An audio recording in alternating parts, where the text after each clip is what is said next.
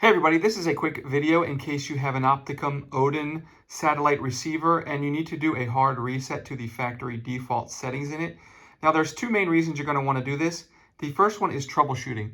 If you're having any issues where this receiver is not connecting or not getting a signal or just doesn't seem to be responding or is lagging and not working right, a hard reset can fix a lot of these issues. Now, you're going to have to set everything up again because it will all be reverted to its out-of-the-box factory default settings. And that's the second reason you might want to do this. If you want to, for whatever reason, get this back to the way it was when it came out of the box, like maybe you're selling it or you're buying a used one or whatever, or you just want to get a fresh start, we can go ahead and do this really easily.